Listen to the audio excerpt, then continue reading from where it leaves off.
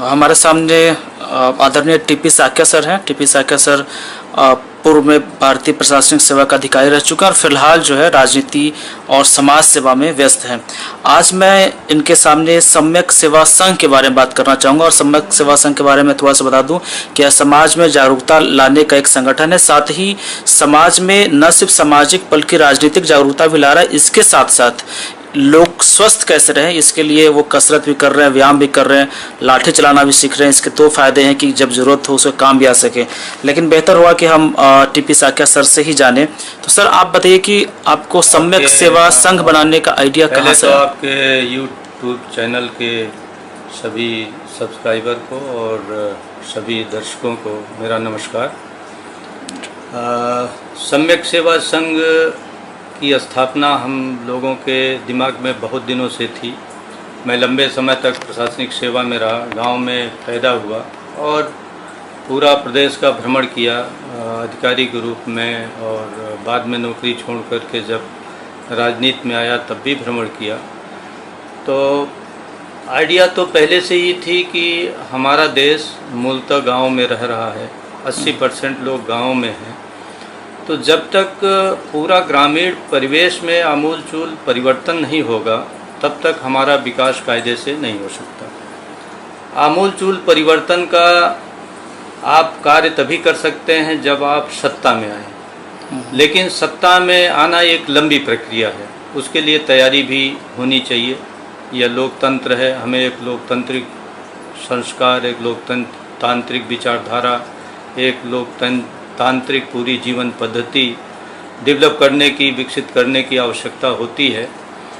तो इन सब चीज़ों को दृष्टिगत रखते हुए कि कैसे गांव का विकास हो और कैसे जो एक लोकतंत्र हमारा एक स्थापित अब राजनैतिक, सांस्कृतिक, वैचारिक हमारा एक जीवन पद्धति हो गया है, वो राष्ट्र का जीवन पद्धति है, अब उससे अलग हम नहीं हट सकते।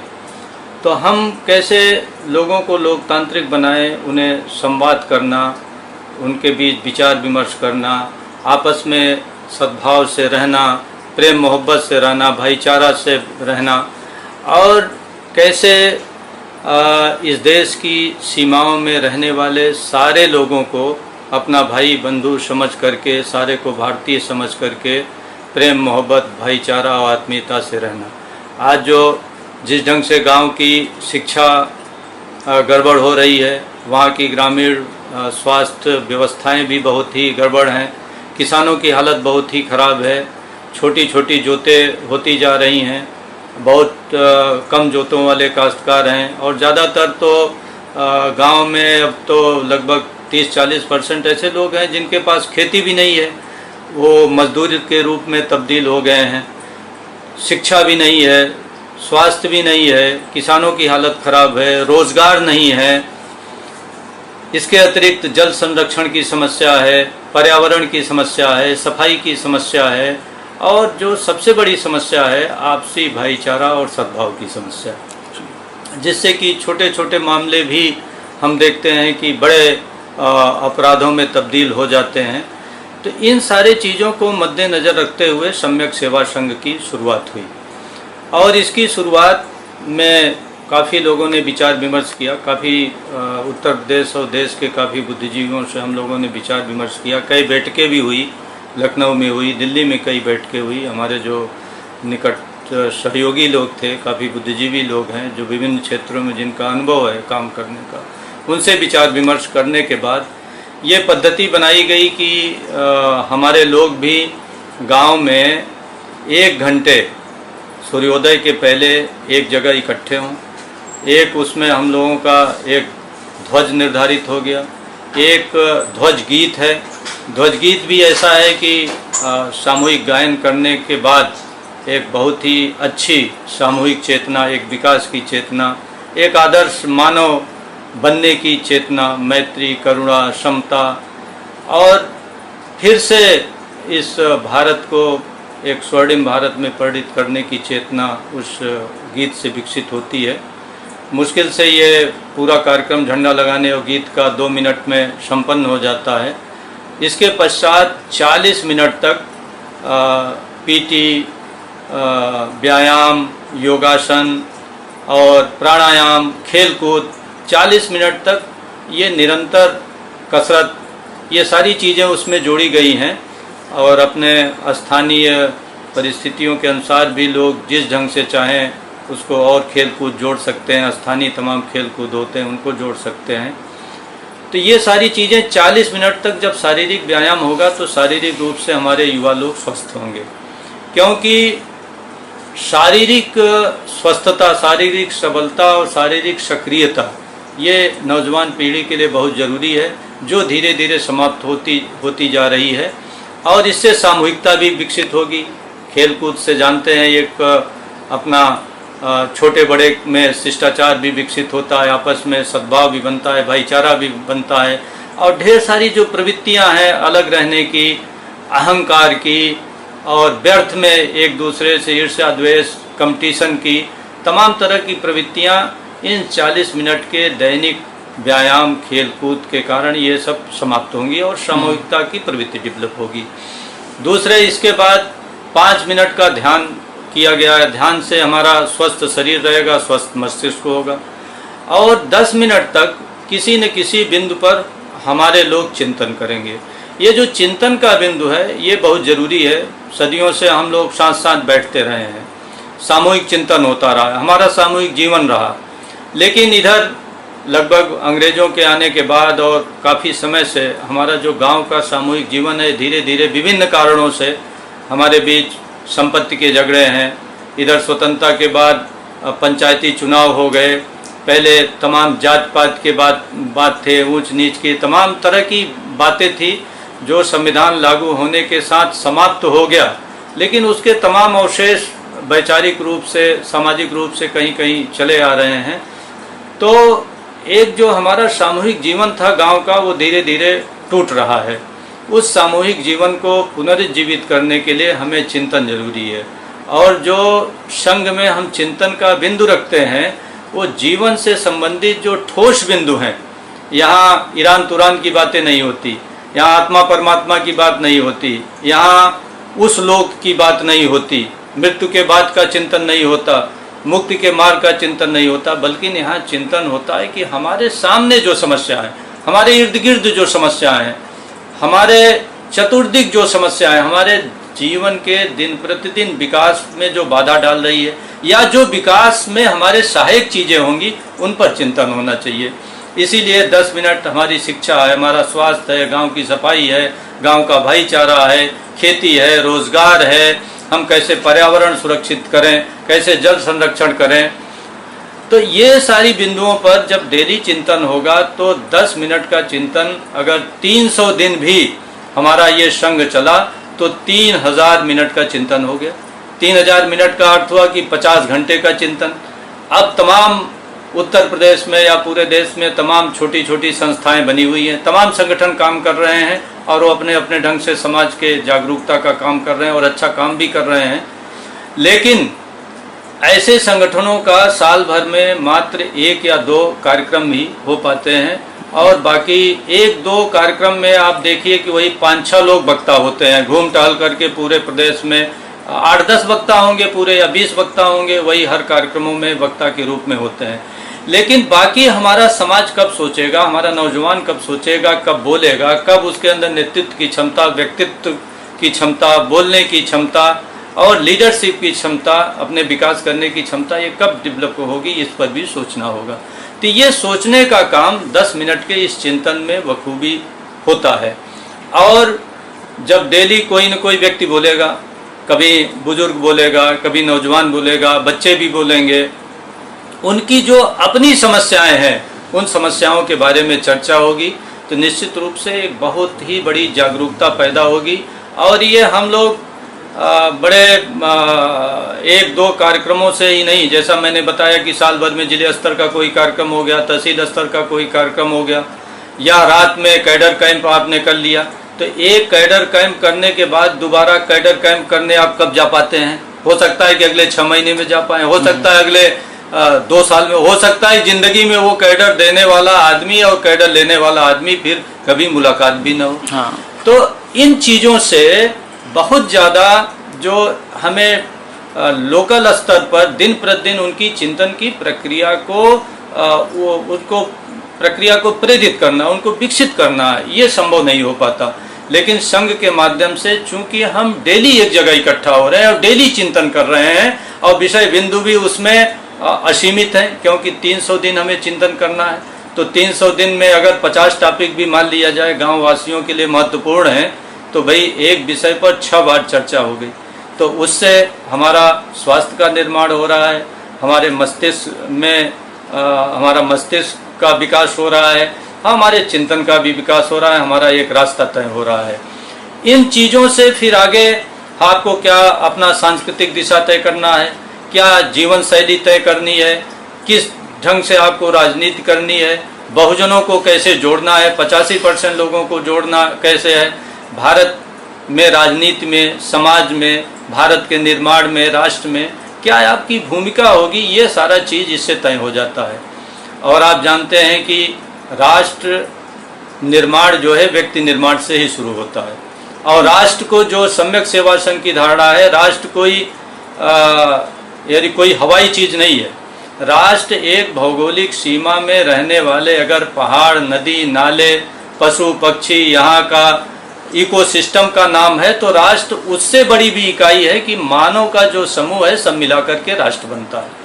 और एक एक व्यक्ति अगर सुशिक्षित होगा, अच्छी जीवन पद्धति उसकी होगी, स्वास्थ्य अच्छा होगा, उसको रोजगार होगी, उसको शिक्षा होगा, संस्कार होगा, सामूहिक जीवन व्यतीत करना शुरू करेगा, संस्कारित होगा, तो अपने आप राष्ट्र उन्नत हो जाएगा।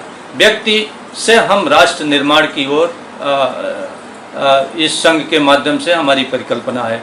और इसलिए हम मानते हैं कि जब 1 घंटे आप सवेरे इकट्ठे होते हैं, तो ये आप अपने को 1 घंटा राष्ट्र के लिए समर्पित कर रहे हैं, आप अपने देश के लिए समर्पित कर रहे हैं। काम सब अपना कर रहे हैं, आप स्वास्थ्य अपना बना रहे हैं, मानसिक। सब 10 मिनट की चर्चा हर दिन होगी? हाँ, 10 मिनट की ये चर्चा, ये शेड्यूल पर दिन प्रतिदिन का, यानी सूर्योदय के पहले आप इकट्ठे होंगे, झंडा लगेगा, ये गीत होगा।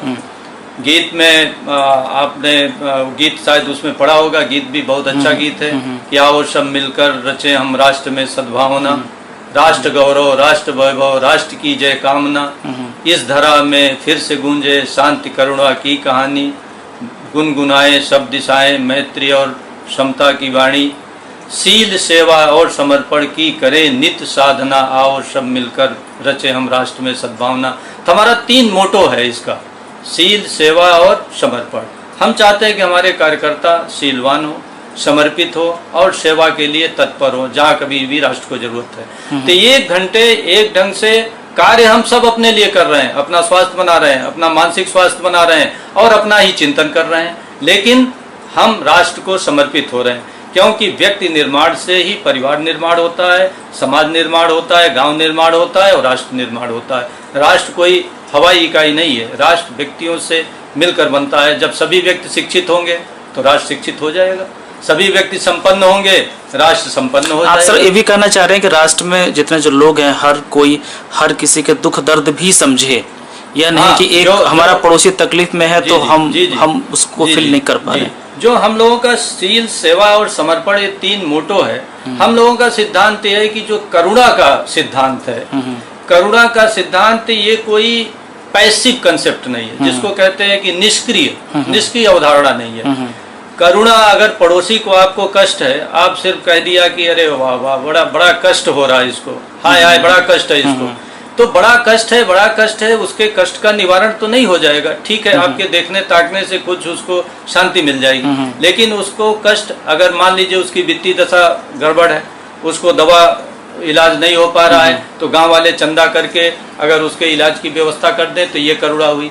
या कोई आवश्यकता बेस्ड, कोई व्यक्ति को जरूरत है, उस जरूरत की आप पूर्ति कर रहे हैं, यानी सकारात्मक, आप अपना समय दे रहे हैं, अपना धन दे रहे हैं, अपना उसको कुछ त्याग कर रहे हैं, तो त्याग के साथ करुणा से ही समाज निर्माण होता है। निष्क्रिय करुणा से वो दया की बात होती है, जैसे दया और करुणा में यही अंतर माना जाता है कि ये बड़े दयालु हैं। दयालु मैंने दया कर दिया देख करके, भाई उनके बड़ी उनको कष्ट हो गया उनको। लेकिन कर आपके किसी के दुख में दुखी होने से आपका उसका दुख नहीं दूर हो जाएगा, उससे बढ़कर सकारात्मक रूप से आपको उसको सपोर्ट करना पड़ेगा। तो हम संघ इस प्रकार से विकसित कर रहे हैं कि हमारे नौजवान सक्रिय रूप से गांव में, समाज में और देश और राष्ट्र में जो उनकी भागीदारी है, एक नागरिक के रूप में, एक प्रबुद्ध नागरिक के रूप में, एक राष्ट्रभक्त नागरिक के रूप में वो भूमिका भी अदा करने के लिए ये तैयार हों। तो इस ढंग से हम एक बहुत बड़ा राष्ट्र सेवा का इसको माध्यम विकसित करने जा रहे हैं, जहाँ और व्यक्ति निर्माण से हम राष्ट्र निर्माण का काम करेंगे। क्योंकि मैंने बताया ना कि अगर सभी व्यक्ति सभ्य हो तो राष्ट्र सभ्य हो जाएगा। गंदगी कौन कर रहा है? व्यक्ति ही व्यक्ति तो कर रहा है, कोई राष्ट्र तो कर नहीं रहा है। तो अगर व्यक्ति सब सफाई करने लगे, अपना सफाई, गांव की सफाई, घर की सफाई, तो ये राष्ट्र साफ हो जाए ना। सभी लोग शिक्षित हो तो राष्ट्र शिक्षित हो गया, सभी लोग संपन्न हो राष्ट्र संपन्न हो गया। आज जो भी समस्याएं हैं ये मनुष्यकृत समस्याएं हैं। आपने सुना होगा कि अमर सेन जी ने एक बड़ी खूबसूरत किताब लिखी है, भारत में गरीबी या शिक्षा पर जो है उन्होंने, तो उन्होंने ये लिखा है कि इस देश का आदमी चूंकि अशिक्षित ज्यादा है और अशिक्षित होने के कारण वो बीमारी को एक्वायर करता है। 90% बीमारियां हम एक्वायर करते हैं, 90%। तो जब हम संघ चलाते हैं तो इस पर एक जागरूकता अभियान पूरा करते हैं, चिंतन करते हैं। हम गांव की सफाई, अपनी सफाई, बीमारी कैसे न हो, स्वास्थ्य कैसे बढ़े, खाना पीना, बच्चों का लालन पोषण, मतलब एक बहुत बृहद एजेंडा है, कंप्लीट एक चिंतन का एक पूरा कंप्लीट बहुआयामी चिंतन का। तो जो संघ का है, संघ का उद्देश्य सिर्फ चिंतन ही करना नहीं है, संघ का उद्देश्य कर्म है। उसमें जो हम लोग ध्वज गीत गाते हैं उसमें एक है कि त्याग और बलिदान नव रचना पराक्रम नित करें। तो त्याग और बलिदान नव रचना, तो जो हमारी इस पर भी व्याख्याएं होती हैं वहाँ कि क्या है नवरचना।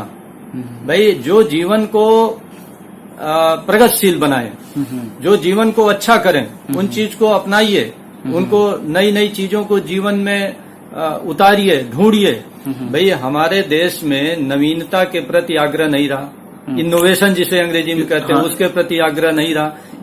इसी कारण हम तमाम चीजों में पुरातन पंथी दृष्टिकोण अपनाते हैं। और जिस तेजी से पूरे विश्व का परिदृश्य बदल रहा है, वैज्ञानिक परिदृश्य, खेती का परिदृश्य, औद्योगिक परिदृश्य, शिक्षा का परिदृश्य और रहन सहन, तमाम चीजों में जो बदल रहा है ज्ञान विज्ञान और तकनीकी में, तो वो टेक्नोलॉजिकल डेवलपमेंट हम उतने ढंग से नहीं कर पा रहे हैं, क्योंकि हमारी प्रवृत्ति नवीनता के प्रति बहुत ज्यादा ग्राह्य पूर्ण नहीं है। तो सर आपके संघ में इस बात पे जोर दिया जाएगा कि लोगों में नए नए विचार आए, साथ ही वो नवीनता के बारे में सोचे, कुछ नया खोज भी करें, नया खोज भी करें। हम लोग ये भी कर रहे हैं कि हमारे तमाम बच्चे इंजीनियर हैं, तमाम पॉलिटेक्निक किए हुए हैं, तो जीवन को ईज करने के लिए कैसे छोटे छोटे डेवलपमेंट कर सकते हैं। हमारा गांव तो भाई छोटे किसानों का है, छोटी जोत है, छोटा लिवलीहुड का उसका साधन भी है। तो हम स्मार्ट टेक्नोलॉजी को जिसे कहते हैं, जो हमारी एक ढंग से जिसको कंपैटिबल टेक्नोलॉजी कहते हैं, जो टेक्नोलॉजी उपयुक्त हो हमारे गांव के लिए है, तो गांव के लिए तो वही टेक्नोलॉजी उपयुक्त होगी ना जो छोटी टेक्नोलॉजी होगी। उसको कैसे बेहतर बनाया जाए, इस दिशा में भी हमारा नौजवान सोचेगा, पराक्रमी बनेगा। पराक्रमी बनना यानी चिंतन कर्म को नित्य जोड़ देना ही पराक्रम है, और उस पर लगातार लगे रहिए। क्योंकि पराक्रमी आदमी हताश नहीं होता, उसके अंदर निराशा नहीं आती।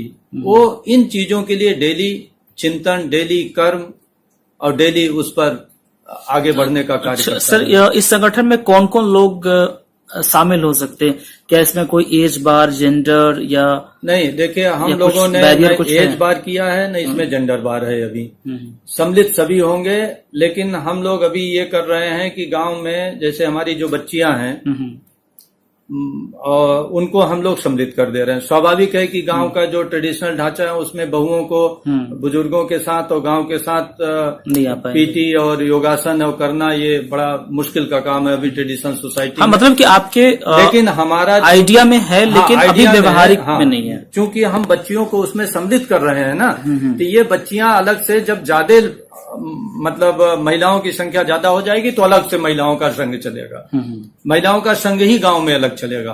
फिर महिलाओं की जो अपनी समस्या है, भाई स्पेसिफिक समस्या है ना, उनकी विशिष्ट समस्याएं, उनके स्वास्थ्य समस्या, उनकी पारिवारिक समस्याएं, तमाम उसमें तमाम रचनात्मक चीजें लाई जा सकती है, उनको इनोवेटिव बनाया जा सकता है। क्योंकि हमारे देश में नवयुवक जो है वो इनोवेटिव नहीं बन पा रहा है, वो नई चीजों के बारे में सोचना बंद कर दे रहा है। जबकि आप देखिए कि विश्व में जितना मार्केट है किसके लिए उपलब्ध है, जो नवीनता के प्रति आग्रही लोग हाँ, हैं, जाहिर सी बात है। हाँ। उन्हीं के लिए तो है। आप देख लिए मोबाइल फोन में 6 महीने बाद एक फीचर क्यों चेंज करते हैं? हाँ, क्योंकि नवीन चीज होगी, मार्केट बना रहे, मार्केट बनेगा। तो हम लोग नवीनता हमारी प्रगति, हमारी प्रगतिशील सोच और हमारे प्रगतिशील टेक्नोलॉजिकल जो डेवलपमेंट का उसका एक पूरा प्रतीक है, एक सिंबल है, संकेत है। तो उस ओर नौजवान जाए हमारे, तो ये भी चिंतन। लेकिन अभी तो बड़ा प्राथमिक स्टेज पर हम लोग हैं ना। अभी तो गांव की शिक्षा ही सारी चौपट है, तो पहले हम शिक्षा की व्यवस्था कर लें। क्या सर आपके जानकारी में ऐसा है कि हिस्ट्री में ऐसा कभी प्रयास किया गया हो जैसा कि आप लोग कर रहे हैं भारत में? देखिए, ऐसा है कि जो हमारा सामूहिक जीवन है, सामूहिक जीवन तो ये रहा, लेकिन जैसे हमारा बुद्धिस्ट संघ रहे, उपासक संघ, उपासिका संघ, भिक्षुणी संघ, भिक्षु संघ, तो संघों का जीवन तो हमारे रहा। कोई नई धारणा नहीं है। संघ की धारणा ये बेसिकली भगवान बुद्ध की दी गई है। संघ माने जो साथ साथ रहना, साथ साथ पढ़ना, साथ साथ खाना, साथ साथ उठना, साथ साथ पराक्रम करना, यही संघ की अवधारणा है। तो ये बहुत प्राचीन काल से चली आ रही है। लेकिन बीच में जब हमारा सामूहिक जीवन धीरे धीरे टूटता गया, तो ये सामूहिकता या संघ का जीवन ये समाप्त होता गया। और जितना ये संघ का जीवन और सामूहिक जीवन और सामूहिक पराक्रम, सामूहिक रहना, सामूहिक उठना बैठना, देखिए हमारे गीत भी सामूहिक तमाम होते रहे।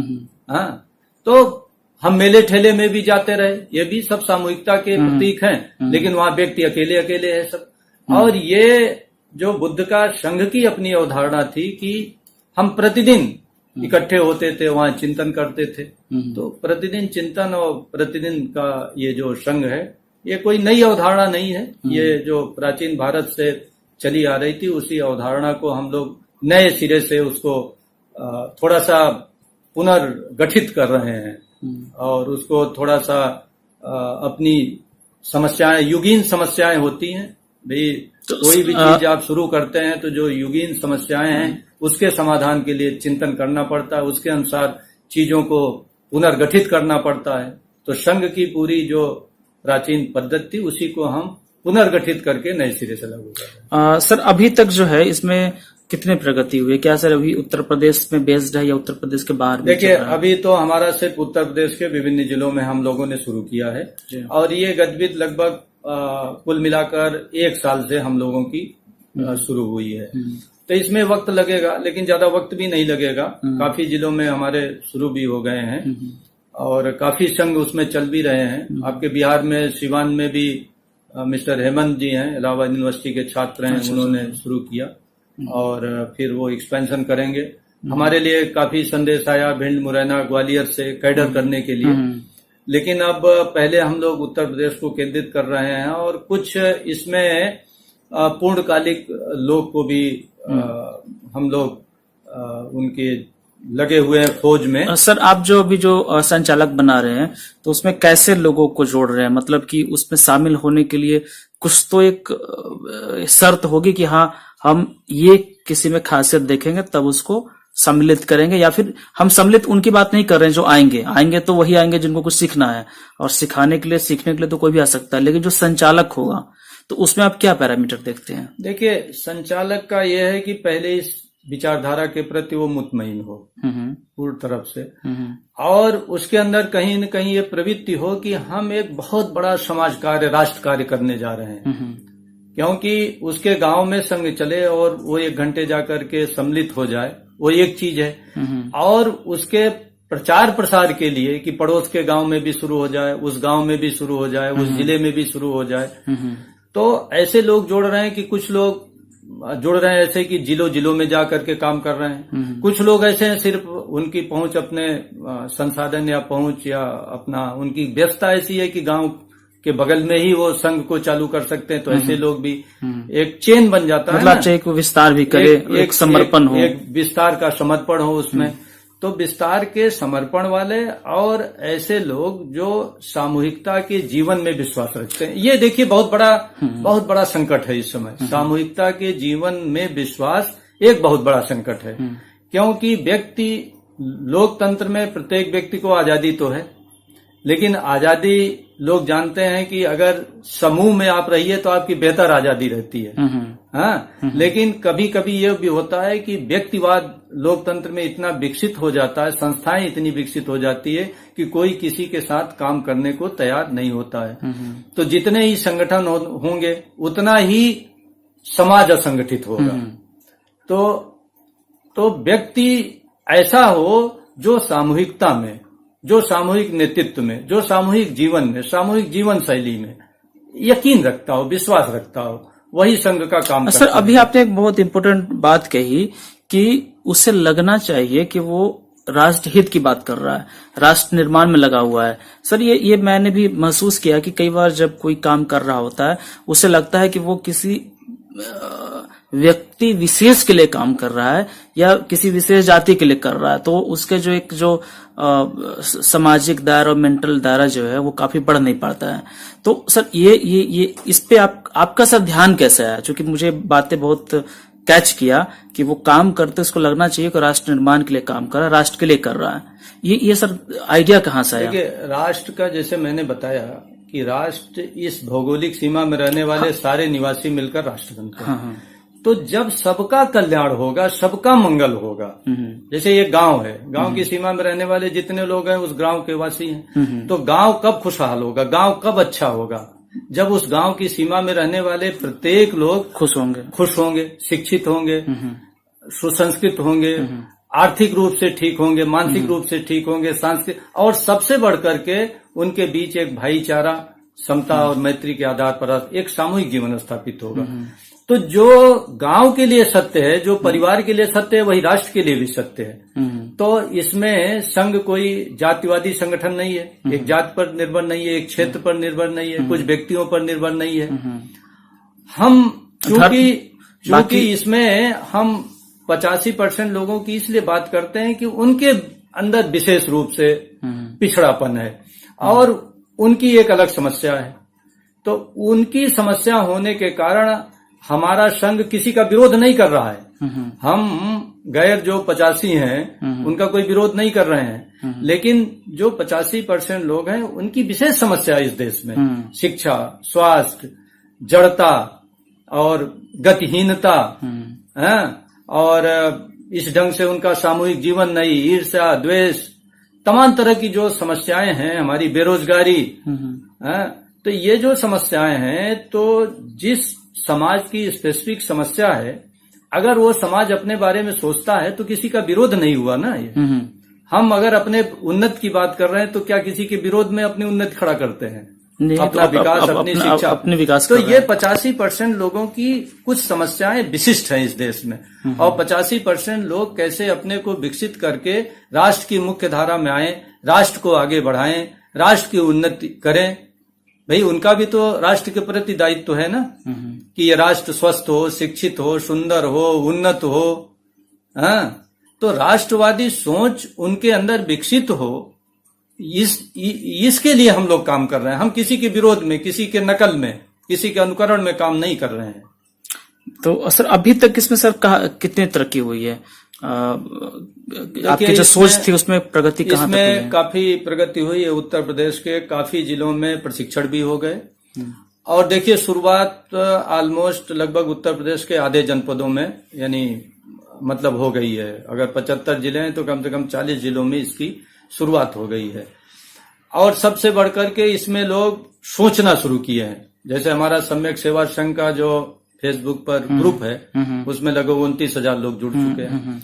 अब कोई मैसेज, कोई बात होती है तो उस पर जा रहे हैं लोग, जुड़ रहे हैं, उसको समझ रहे हैं। क्योंकि तमाम लोग ऐसे हैं ना जो कोई चीज शुरू होती है तो उसके प्रति बहुत संशयवादी होते हैं। हाँ। तो वो संशयवादी तमाम लोग हैं। वो जब मुतमईन हो जाते हैं, जब विश्वास, जैसे मैंने कहा ना कि विश्वास का बहुत बड़ा संकट है, तो इस विश्वास को, संकट को समाप्त करने के लिए संघ काम कर रहा है और वक्त लगेगा। लेकिन हम लोगों को यकीन है कि हम लोग जल्दी, ज्यादा नहीं, 5-6 साल में उत्तर भारत के विभिन्न राज्यों में सम्यक सेवा संघ का गांव-गांव हम लोग कार्य कर लेंगे। सर, भविष्य क्या योजना है कि आप कैसे करेंगे? एक तो सर अभी आपने बताया कि हम 5-6 सालों में पूरा उत्तर प्रदेश और नॉर्थ इंडिया कवर करेंगे, जिसमें कोई पड़ोस का बिहार भी शामिल है। लेकिन और क्या इसमें इम्प्रूव करना है? कुछ नया क्या आपका ये है एजेंडा जो कि आने वाले दिनों में आप करेंगे? हम लोगों का एजेंडा तो इससे बहुत व्यापक है, लेकिन पहले यह है कि हमारे संघ की स्थापना हो। जैसा हमने कहा कि हमारी जितनी समस्याएं हैं सबका समाधान ढूंढने का काम सम्यक सेवा संघ करेगा। तो जब समाधान ढूंढने का करेगा तो उसके लिए, समाधान के लिए जो भी चीजें बनानी हो, संस्थाएं खड़ी करना हो, संगठन खड़ा करना हो, स्कूल बनाना हो, विश्वविद्यालय बनाना हो, मंच बनाने हो, भाई हमें युवाओं के लिए भी मंच देना होगा, किसानों के लिए भी मंच देना होगा, महिलाओं के लिए भी मंच देना होगा, वैज्ञानिकों को भी जोड़ना होगा। उसमें जो स्मार्ट टेक्नोलॉजी से जुड़े हुए खेती किसानी छोटे छोटे जो डेवलप करने के लोग हैं उनको भी जोड़ना होगा। हमें विद्यालय भी डेवलप करने पड़ेंगे। हमें रोजगार के लिए भी इस दिशा में भी सोचना पड़ेगा। तो जब हमारी समस्याएं व्यापक हैं तो हमारा चिंतन भी व्यापक है, और जब चिंतन व्यापक है तो उसका जितनी प्रकार की समस्याएं उतने उसके समाधान भी होंगे।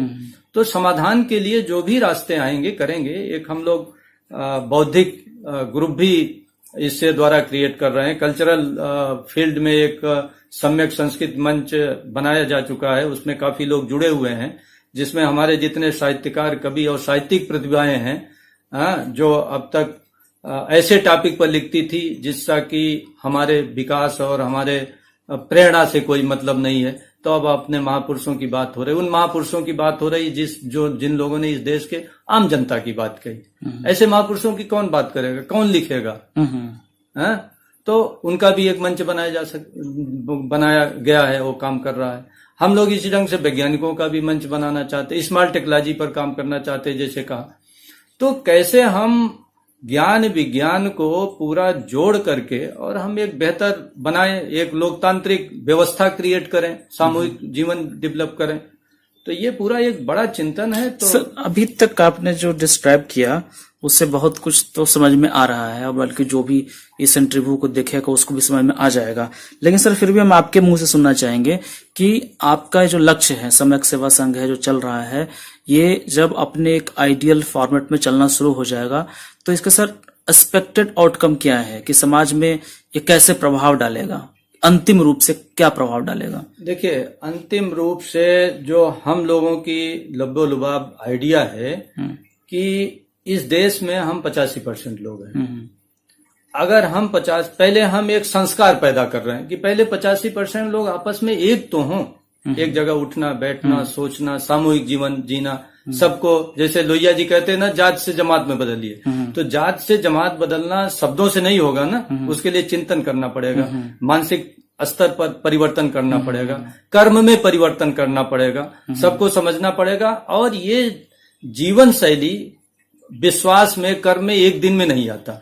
इसके लिए एक लंबे अभ्यास और उस टाइप के जीवन शैली की जरूरत है। जब जात से हम जमात में बदलेंगे, जब जमात में बदलेंगे, तो अगर हम 85% इस देश में आप 2 दलों में बट जाते और ये दोनों दल आज देश में सत्ता में होते, तो आज पूरे देश में जो बुनियादी परिवर्तन की चीजें हैं, बुनियादी परिवर्तन की चीजें ये कहाँ सोच रहे हैं?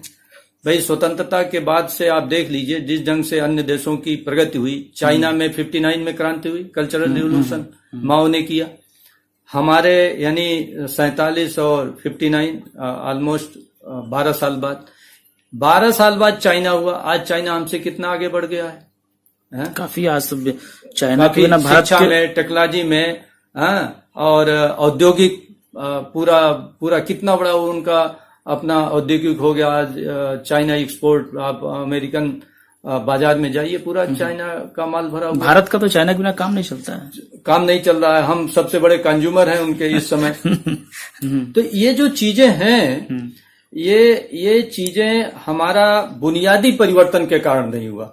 लेकिन ये दुर्भाग्य है कि इस देश में कुछ लोग पता नहीं कैसे राष्ट्रवादी, हमको तो समझ में नहीं आता कि कैसे राष्ट्रवादी, कैसे देशभक्त हैं। अगर इस देश की शिक्षा नहीं सुधर रही है, इस देश के लोगों का स्वास्थ्य सेवाएं नहीं है, इस देश में अगर गरीबी है, तो किस राष्ट्र का निर्माण कर रहे हैं? हमको समझ में नहीं आता ये कैसे राष्ट्रभक्त हैं।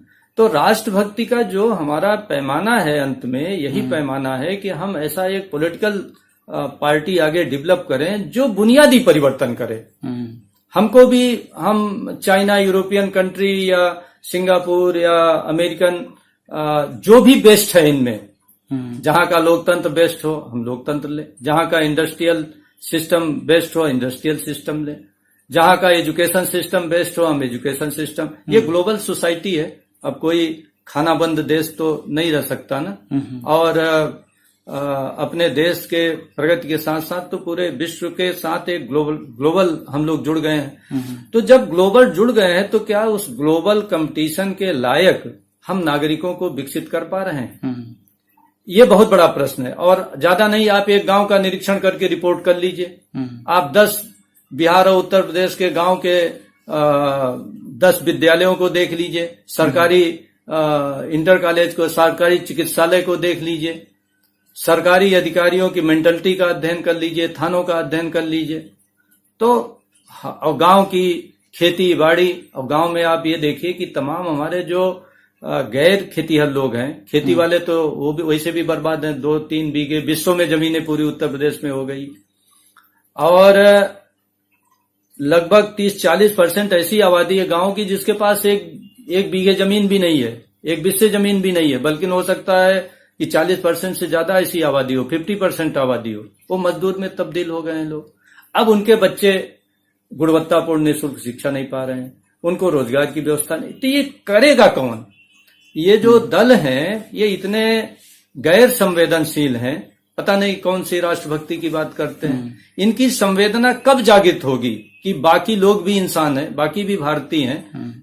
इन सबके विकास से, इन सबको शिक्षित करने, इनको उन्नत करने से ही राष्ट्रवाद बनेगा, इससे ही राष्ट्र मजबूत होगा। यही राष्ट्रीयता है। यही राष्ट्रीय गौरव, राष्ट्रीय स्वाभिमान, राष्ट्रीय अस्मिता, बड़े बड़े शब्द का प्रयोग होता है। तो यही राष्ट्रवाद है। तो हम लोग इसी राष्ट्रवाद को लेकर चलना चाहते हैं। देश की सीमाओं की रक्षा तो सेना कर रही है।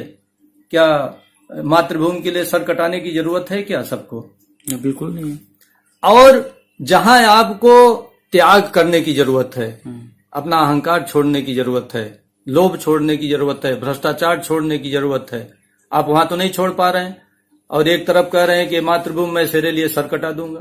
अरे भाई, सर कटाने की जरूरत कह रहे हैं कि सर कटाने की जरूरत है, वो बल्कि सीमा के अंदर दूसरों का सर काट रहे हैं। दूसरों का सर काट रहे हैं। खून हमारे भारतीयों का देश के अंदर बहे, हिंदू मुसलमान के नाम पर या सिख ईसाई के नाम पर, या तमाम जाति मतभेदों में, धार्मिक मतभेदों में, क्षेत्रीय मतभेदों में, इन मतभेदों में खून भारतीयों का सीमा के अंदर बहे, इससे शर्मनाक बात क्या हो सकती है? और निश्चित रूप से जो सत्ता का नेतृत्व कर रहे हैं लोग, सरकारों का नेतृत्व कर रहे हैं, उनकी बड़ी जिम्मेदारी बनती है। तो हम लोग सम्यक सेवा संघ से आगे कुछ पॉलिटिकल सिस्टम भी डेवलप करने का प्रयास करेंगे कि 85% लोगों में से संवेदनशील लोग आए और 2 दल बनाएं। और ये 2 दल ऐसे बने कि किसी का प्रभुत्व न हो, न जाति, न व्यक्ति, न परिवार, न क्षेत्र। आज अगर पूरे देश में 85% लोगों का इस दिन से 2 दल हो, कभी तमिलनाडु का उसका राष्ट्रीय अध्यक्ष हो, कभी हरियाणा का हो, कभी बिहार का हो, कभी नॉर्थ ईस्ट का हो, कभी आदिवासी हो, कभी मुस्लिम हो, कभी एससी हो, कभी एसटी हो, कभी ओबीसी हो, हैं? तो आप बताइए, एक व्यापक पार्टी हमारी बन न जाती?